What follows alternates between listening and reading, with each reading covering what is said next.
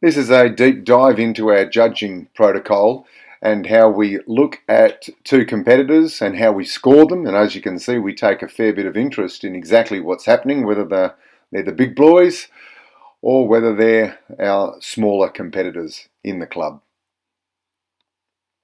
So let's have a look at the judging protocol. Starting from the top of the page, we follow a 10-point scoring system, quite often called a 10-point must system. This means that each fighter is given 10 points, and if both fighters are evenly matched, it's called a 10-10 round. Each round is scored one at a time, of course. A 10-9 means one person is slightly better than the other. It's also awarded if the referee intervenes to check if one competitor is okay, if that person's safety is not jeopardised. A 10-8 round means that one fighter is noticeably better than the other. It's also awarded if the referee gives a standing 8 count to just ensure safety. And 10-7, which is rarely given, means a very uneven bout. Now, one small point before we move on to how it's scored. If the referee gives 2 standing 8 counts in a round, one to each competitor, that round is considered even. The same goes for a referee intervention to check on the safety of the fighters generally.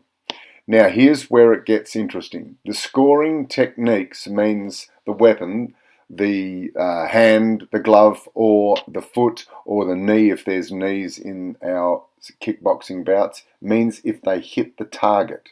Now in the younger competitors, we might get close or touch contact, but as you can see, that varies as the kids get older. Block strikes are not counted, and if the scoring shots are even, the person who is pressing the fight or looking for more action is deemed to be the better performer. But let's have a look at some actual sparring and fighting rounds and see how it's done. Now with these little guys, I'm going to zoom in on these two little guys in the background. There they are. And you can see that they're relatively even matched, and I haven't seen anything so far that makes me think one is stand out better than the other. That hit the elbow, not going to score it. Nothing decisive there. So far it's even.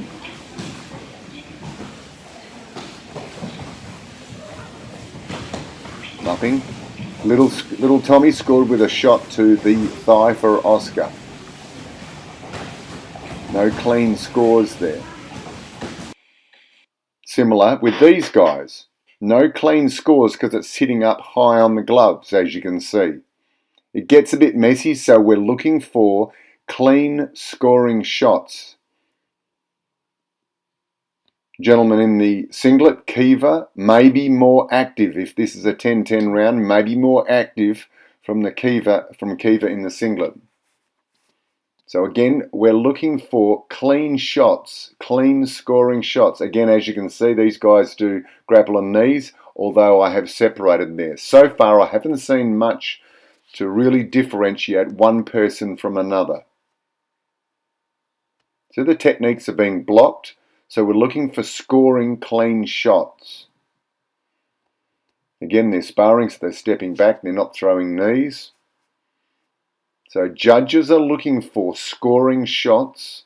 They're discounting blocked shots. Okay, one more clip from our big boys, and they're preparing for fights in Perth, so they're going a little bit harder than what the kids will.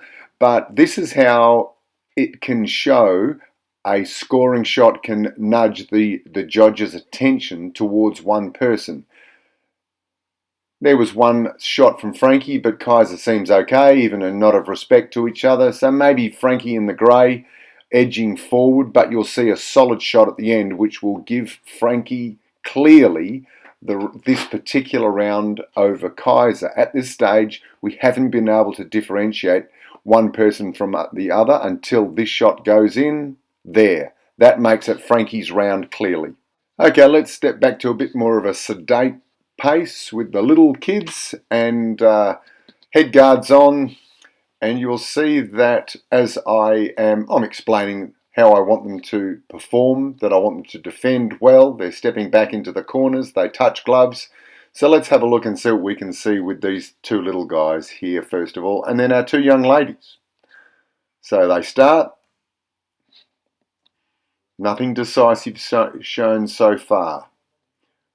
Techniques being blocked. Kick went in, punch went in. Clearly, slightly taller boy on the right in front. So we've got a 10-9 round so far to the taller boy. Let's have a look at our young ladies. Again, nothing spectacular. No scoring shots as I'm panning backwards and forwards, or if the cameraman is panning backwards and forwards. We want to see, that was a good scoring shot from our smaller lad, but the bigger lad comes on with 2 or 3 shots back. I'm just asking for the bigger lad to drop it down a bit in terms of power. That was a good scoring shot with a jab towards the face. So you can see what we're looking for. If it's blocked, it's not counted. Okay, let's finish off with the job of the referee. Obviously, the main part of being in charge of a fight or a competitive bout in the ring means that you're ensuring that the rules are followed. But most importantly is the safety of the competitors. So this means that a referee can intervene if he deems a heavy shot has taken place and the recipient is hurt.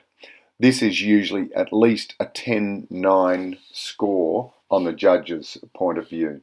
A second intervention by the referee means it's 10-8, and if it happens a third time, that usually means the fight is over. Now, a standing 8 count means a 10-8 round. This takes place when a competitor is felled or really knocked hard by a blow or is in obvious distress. And if the younger kids are not alert or crying or clearly upset, then the referee can stop the fight in the same situation. And obviously, a heavy head blow will mean a referee intervention. So that should give you an overview of what the referee's job in the ring is. Rules and safety.